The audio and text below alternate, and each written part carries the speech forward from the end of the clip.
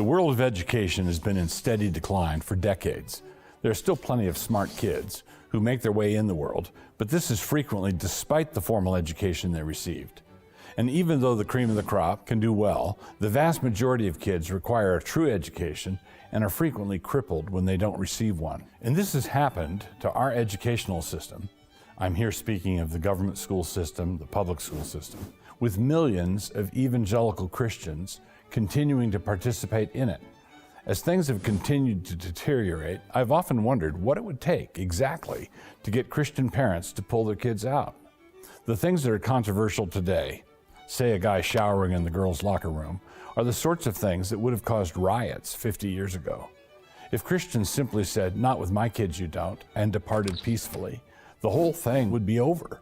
Actually, if just the Southern Baptists did that, the whole thing would be over. Far too many Christians fail to realize that the secular establishment of our culture, the one that distresses them night after night as they watch the evening news, is an establishment that rests upon the back of the government educational system. And that governmental educational system rests on the backs of the parents who continue to enroll their kids there. In other words, Christians are the ones who are keeping paganism alive in our country. The secularists are not having their own children. They are not anywhere near the replacement rate of 2.1 children per family. This means that secularism has to continue to fill its ranks by means of recruitment. That is to say, by means of their unbelieving forms of evangelism. Because many of their recruits come from Christian homes, this means that Christians have resigned themselves to being breeders for the secularists. I think we really ought to aim our sights a bit higher than that. The Apostle Paul says that Christian fathers are required to bring their children up in the nurture and admonition of the Lord, Ephesians 6:4.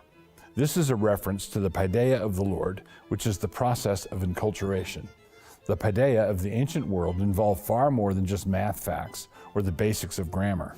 No, it was the process through which a youngster was insinuated into the customs and beliefs of his people. And this means that when Paul required a Christian paideia, he was requiring Christian parents to train their children to be citizens in the kingdom of God, citizens in the Christian commonwealth. But there was no Christian commonwealth. But that's how you build one. Which comes first, the chicken of Christian culture or the egg of Christian education? Fortunately, that one is possible to answer. We start with the egg. This approach that Paul urged was the basis of the establishment of the first Christendom. We have let much of it fall into disrepair, but that's all right. If we heed Paul's instructions, we can always build another one.